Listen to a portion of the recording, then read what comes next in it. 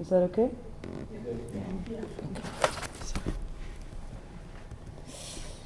Okay, I'll start again. In April 2015, a group of 20 or so artists embarked on a walk around Amman that lasted for 48 hours. We slept little and walked across hills, valleys, bridges, and highways. We mapped out a course for the journey the night before, choosing locations that were significant to each one of us. We then spent 2 days moving between cafes, offices, hospitals, the lobbies of out-of-fashion hotels, a children's museum, and each other's homes. Most of the times we walked, but sometimes we had to take cars, buses, and taxis. The act of walking was our method for researching the city of Amman. As we moved along the city, strange objects turned into artworks. Taxi rides turned into parades, and we found Jerusalem in Amman. This collective action was instigated by the artist collective Abake and performance artist Jochen Den during a workshop for Spring Sessions. Spring Sessions is a yearly residency and learning program in Amman for creatives from various disciplines: visual artists, performers, writers, architects, designers, and urbanists. The program takes place over 3 months in spring, from March to June. And our participants, who we also don't call students, vary in experience. Some of them have just finished university and want to experiment outside the traditional modes of academic education. Others are mid-career artists who want to see the city in a new light and create work in new ways. We accept around 15 participants per year, and each one of them produces a personal project during the 3-month program. Interspersed throughout the program are mentoring sessions that help them develop their projects. Throughout the program, we also design around 4 to 5 workshops that the whole group takes part in. We invite artists to facilitate these workshops and create situations of non-linear learning for the whole group. Our idea is to create experiences to learn from. Working together is a central theme of the program, and a strong communal sense develops as the program progresses. The program also, like other than the workshops and the mentoring sessions, there are also a lot of dinners, a lot of parties, a lot of excursions and kind of research activities in the city. When designing the program each year, we look at it in a site-responsive manner, and particularly in 2 ways. The first is by responding to the needs and the context of the city. Amman is a city that is surrounded by conflict, but as a place in its own right, it is severely understudied.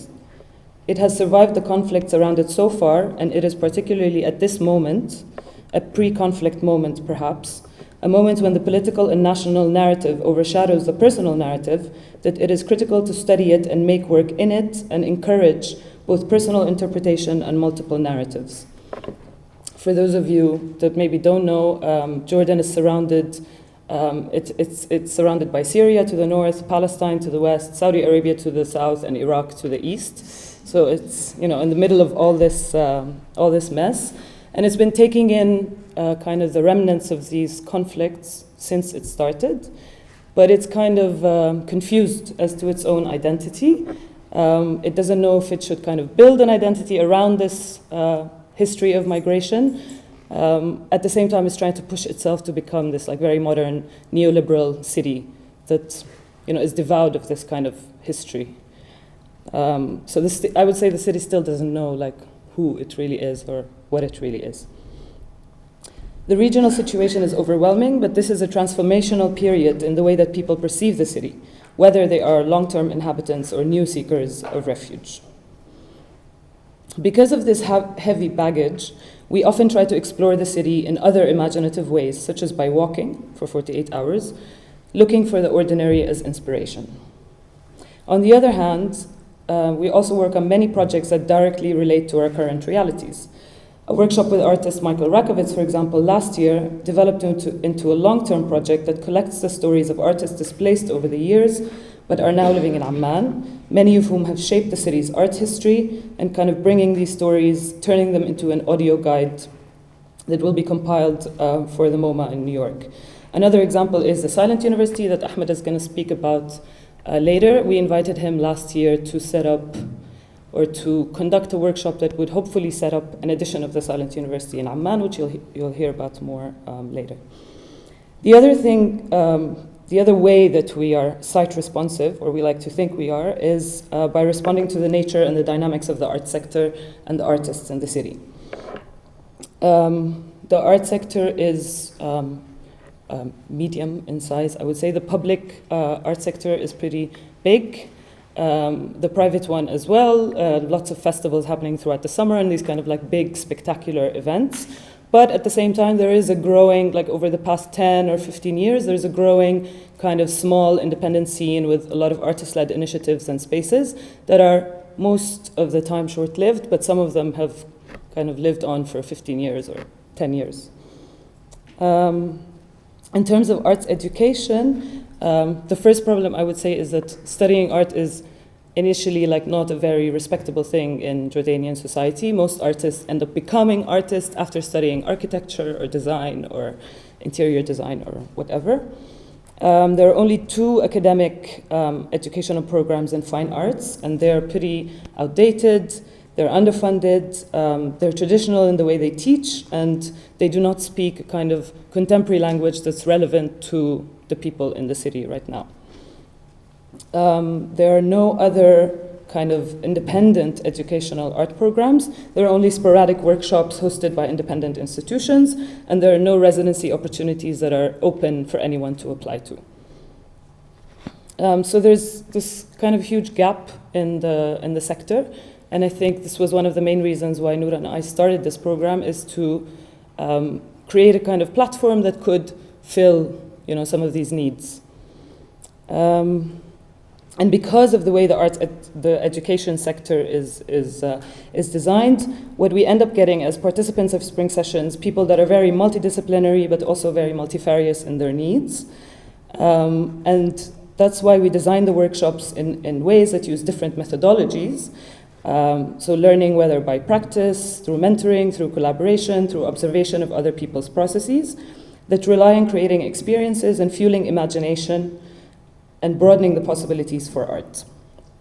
The facilitators that conduct the workshops use this broad definition of art to absorb subjects that are not encouraged in official education and other institutions. Another example is when artist Asuncion Molinos Gordo, in her workshop last year, she worked with the participants on reclaiming the cultural and political knowledge of peasants and farmers, where participants worked on projects related to mediation, to food, music, and political activism.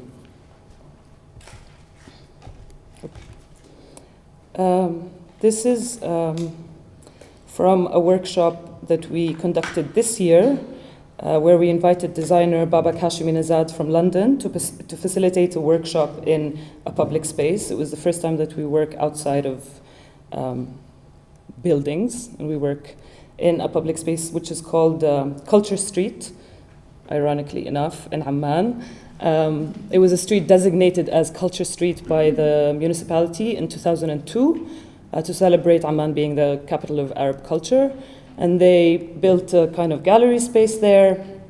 And they had some exhibitions for a couple of years, and then suddenly the space just died and there was nothing happening. So we invited Babak to kind of think about the notions of culture. What does culture mean in public space, and what does a public space mean in a city like Amman? And the participants spent around 2 weeks studying the place, creating situations, making a lot of films that we screened towards the end of the program to the public, that included, the participants themselves, quite a few people from the arts crowd, but also a lot of people in the surrounding neighborhood, which was exciting.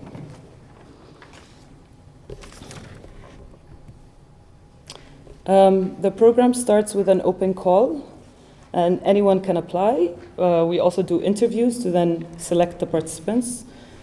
And then the program ends with an exhibition, which is also kind of ironic because the process and the things that happen throughout the program and the way the participants develop is actually the most important thing in the program. But then, it's also good to have a kind of end product at the end. So the exhibition this year was huge. It took place in 5 locations throughout the city. And this is what people see, but then there's everything that happens in between that is, this is something that's also maybe interesting, I think, to talk about later on, which is kind of documentation and kind of archiving these kind of programs and how can you document the process. Another project that we did this year revolved around museums. And so it was like a thread running throughout the program where we were looking into 32 museums in Amman, most of them run by public institutions. And some of the participants end up producing work that is related to these kind of themes and threads in the program. Another thing that we do is that we change location every year. We started in 2014, and each year we take up a new space to hold the program. And we do this in order to look into and immerse ourselves in different neighborhoods. The audience of the program are the participants of the program, and each program has different outcomes because it depends on the work that the participants are involved in or that they do in that location.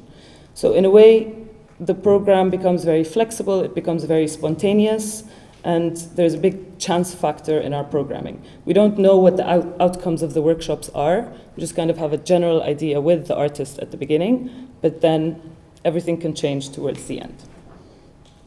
So the first year, we took up a space in downtown Amman called the King Ghazi Hotel, which was an old dilapidated building that we helped renovate to a certain extent and used it to kind of work in the area of downtown. And these are some of the routes that we took throughout the program to kind of expand our vision of the city.